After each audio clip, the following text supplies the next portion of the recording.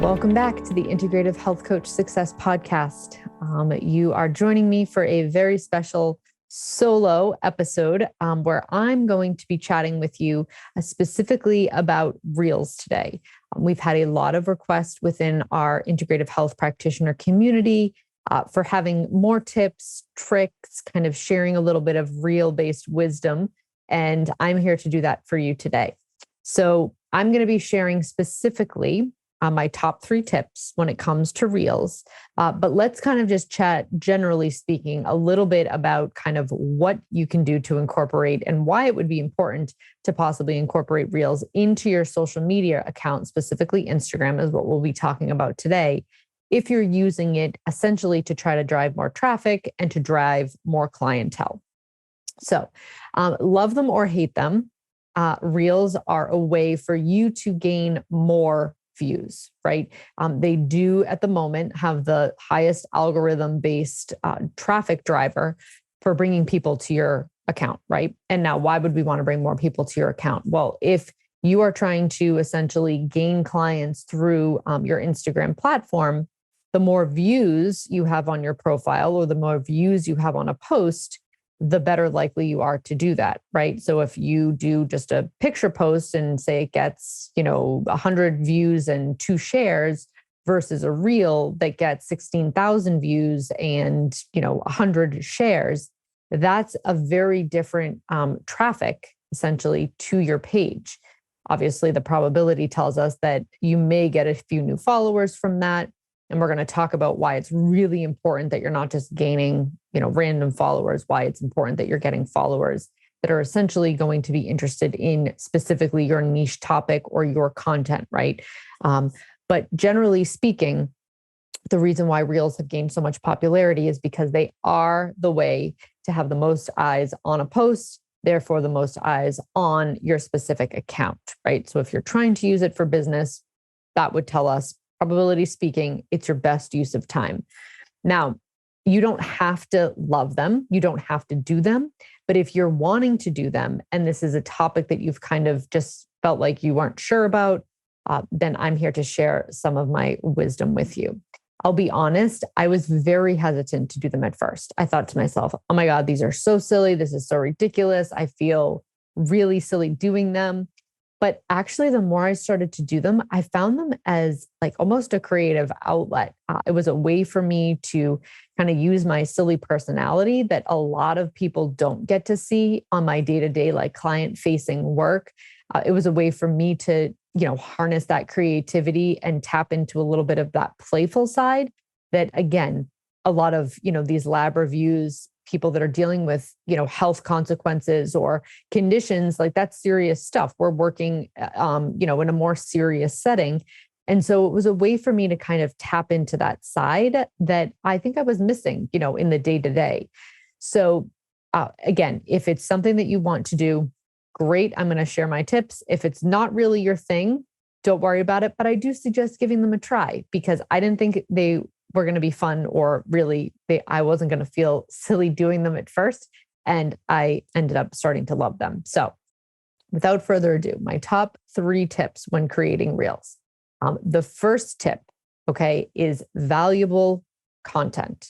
Okay, so if you go onto my Instagram page, which I'm Julia Hayes Wellness, you will see that while I may do kind of something silly or creative, as far as a reel post, an actual reel is concerned, when you go to the content underneath, it's very valuable content, right? So you can read, you can learn, and it has a lot of value for whoever's reading it. Because what you don't want to do is just be creating reels to gain views, and then to gain followers that may not be interested in your content, right? Because if they're not interested in your content, they're not going to be interested in having you as a health coach. And again, if you're using this primarily from a business standpoint, you only want to be driving traffic to your account for people who potentially could sign on as a client for you, right? For right now, I'm not trying to build a personal practice, right? So I'm really doing it almost as like a passion project. But I still don't want people there that don't enjoy or don't have interest in a predominance of what I'm sharing on my account, which is really health, wellness, some mom stuff related content, right? You won't end up getting the same interaction from a bunch of people who don't care about your content and just got driven there by some sort of a silly reel that doesn't really have any deliverable content in it, right?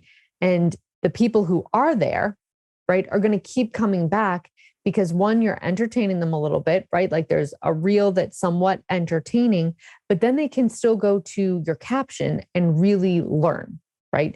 Whether it's another coach that's learning from you, whether it's a client, whether it's just someone kind of getting their feet wet in the whole wellness space, you want to be delivering valuable content, regardless of what the actual reel is. And if that is a little bit, more silly and fun, great. But your content itself in the caption should be good evidence-based, valuable content. That is my number one recommendation. The second is use these reels as a way to show your personality. Okay, so I'm going to talk about this one for a little bit because at first I wasn't really comfortable getting on, camera, on stories, so to speak, and just talking and letting people kind of see my personality that way, because it was hard for me to just ramble on and not know who was on the other side listening, right? Or not understand, who might be wanting to hear more, or if I was kind of delivering the information that someone found valuable. So I really found the reels as a way to kind of still be in my shell, right? I'm an introvert. A lot of people kind of can't believe that because I do work with a bunch of strangers, right? But I do one-on-one really well. And I think that's my introverted side for sure.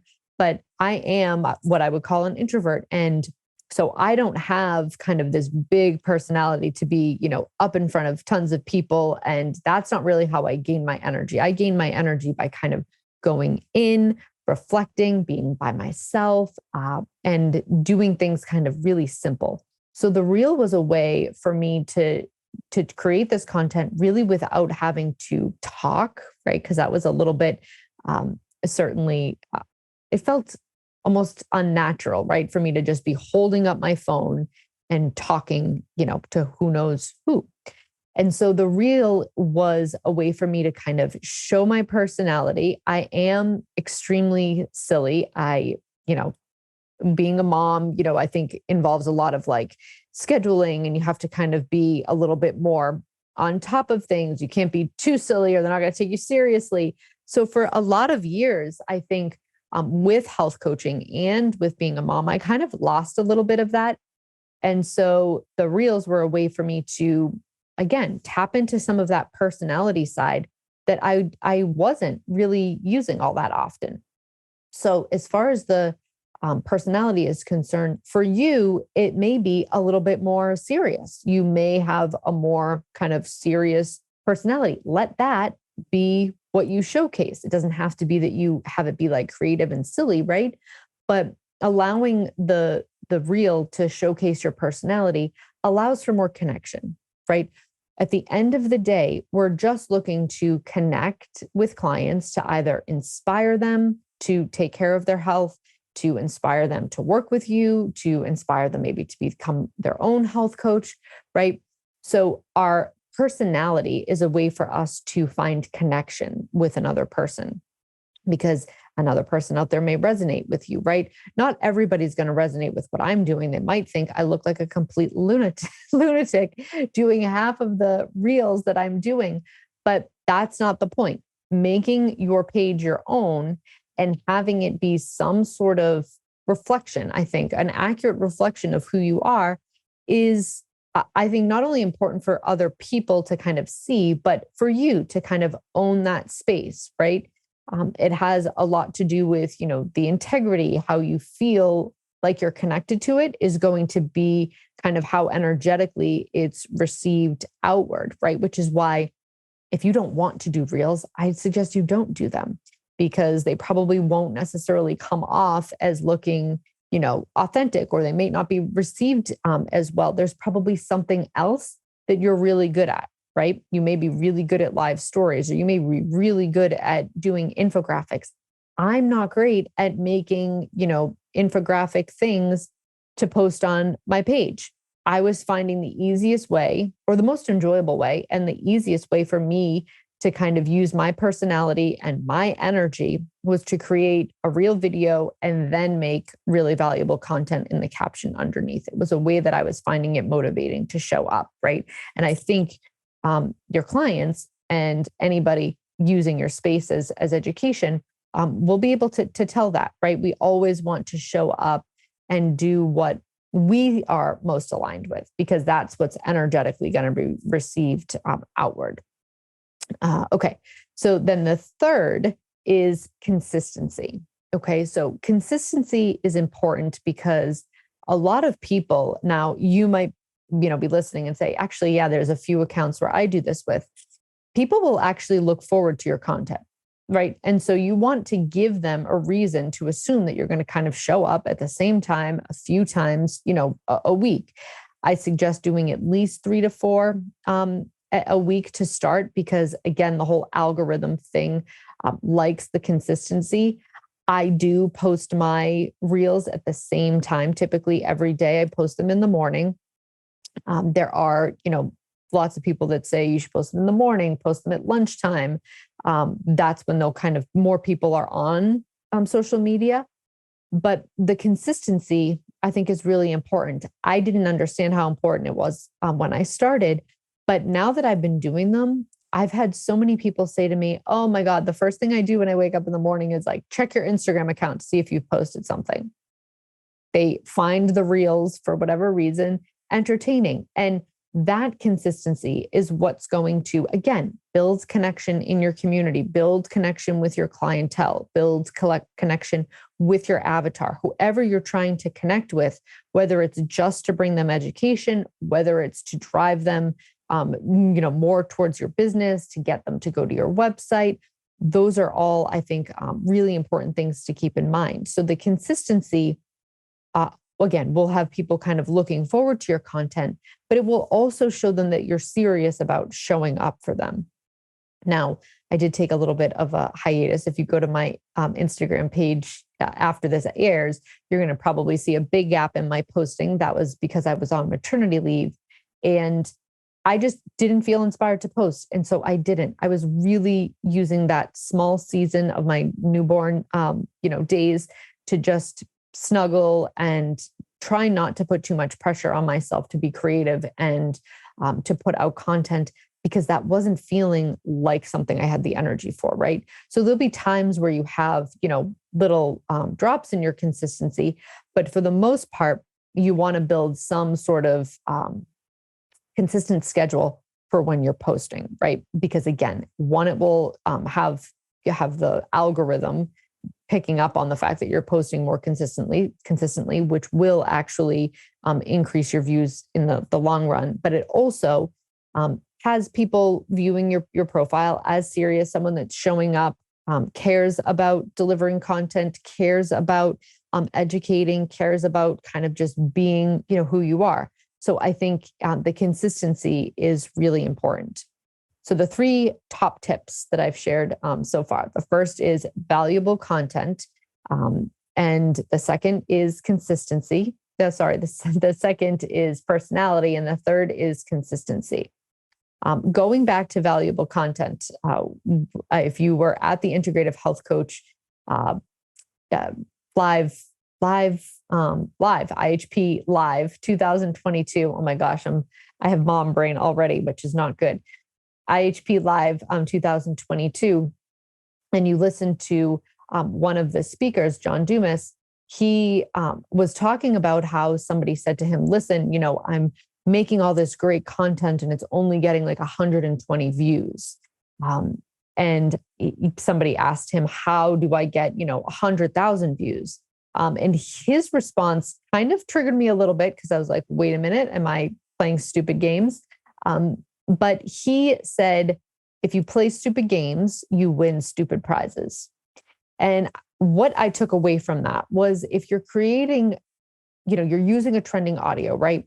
That's a very just generic audio that really doesn't have much to do, or you can't tie it back to your content that you're trying to deliver to your followers, and you get 150,000 views, great. But what does that get you? Does it get you the prize that you're looking for? Does it get you a stupid prize? If it's a stupid game, it's going to get you stupid prizes, right? So what I would, again, say as far as the valuable content is, if you're doing just more of like a entertainment type of reel without the valuable content, you're going to get followers that are looking for that kind of entertainment, so to speak, right? But they won't be the clients that click on your website and book a discovery call. So if you want the prize, right, of getting some sort of client traffic driven to your page, then you need to do, play the game, in a way that has a high value prize, right? Which is creating these reels with high value and good content. So that was just one thing that I took away from his speech. And it honestly was a really great reminder, because I think we can get carried away with, checking maybe views or how many likes has it gotten, right? But at the end of the day, that doesn't do anything for your business if they're not your avatar, if they're not the people that you want to work with or the people that need your help the most, right? We want to keep in mind that this is kind of for whatever purpose that it's for, right? Again, if you're just using it as a passion project, great, but you still want to have the people that you believe, you connect with the most on your page. So that was just one more thing, going back to the content. So a few more kind of tips and tricks as far as reels are concerned. So I do think that specifically the trending audio thing has been something that I've gotten a lot of questions on.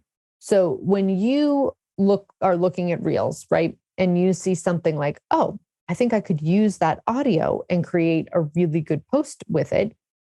At the bottom, it's going to show you the audio that was used, and it's going to kind of like say the name, and then it will have either a music symbol or it will have an arrow. Okay. If it has an arrow, that means it's a trending audio. It means a lot of people are posting with it, but that also means that if a lot of people are posting with it, it's getting kind of higher traffic. Instagram is putting those into the kind of algorithm more frequently.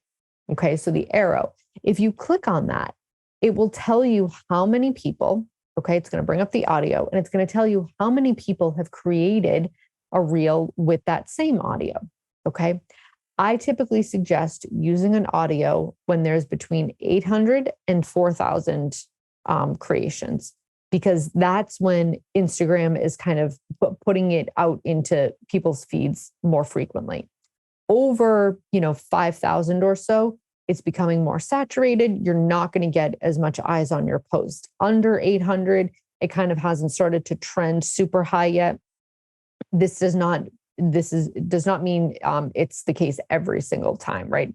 I used an audio that had like over 15,000 posts, and that was my highest viewed one.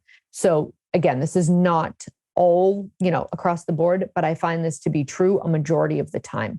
So if it has between 800 and 4,000 posts with that audio, that's when you kind of want to use it, right? And what I'm going to talk about next kind of ties into this, which is batching your reels.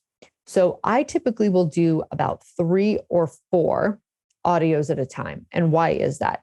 Because they typically will trend for about a week. And then the audio that you maybe recorded last week won't actually be a high trending audio the following week. If you do, say, 10 videos and you batch all 10, that sometimes can leave you with old, essentially audio that you're posting, 2 weeks out for.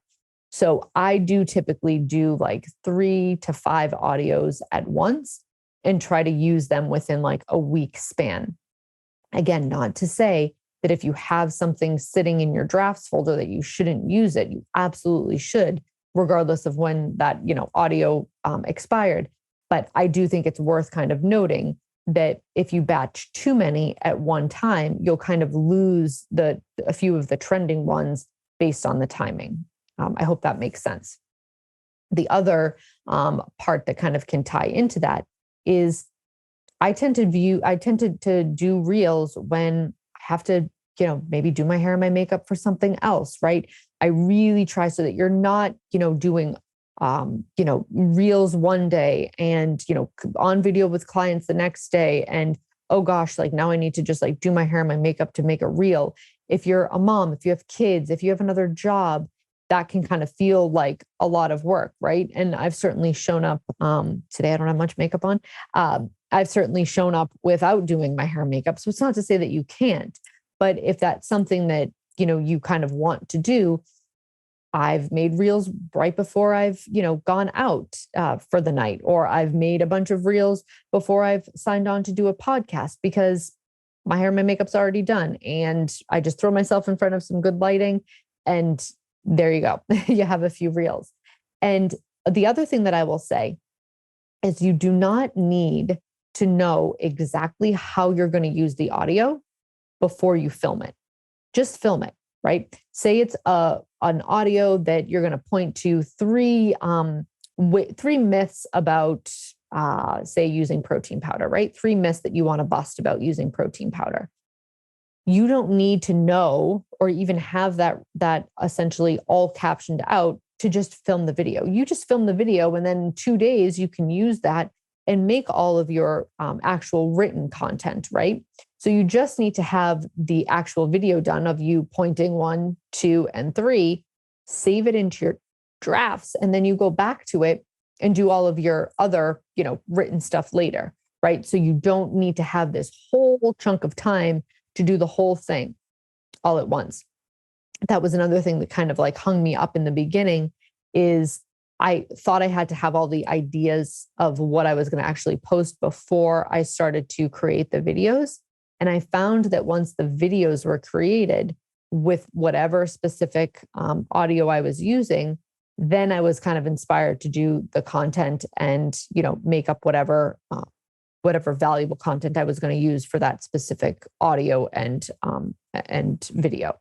So that's what I would say. Just start by filming a few, and then you'll look at it and go, oh, I know what I could put in here for kind of information. It's 3 myths I'm going to bust about using protein powder, or 3 of the top wellness tips for losing weight, right? You'll be able to go back to it and plug your specific information into it. So don't let that hold you up at the beginning. Okay. And so the last thing that I will talk about when it comes to reels is really, again, doing them if you want to, right? These are not, you can absolutely build a following without doing reels. You don't need to do them. You don't have to do them. If you want to do them, they're a great way to kind of increase your exposure fairly quickly. But I don't want you to think that this conversation means that you have to do them, right?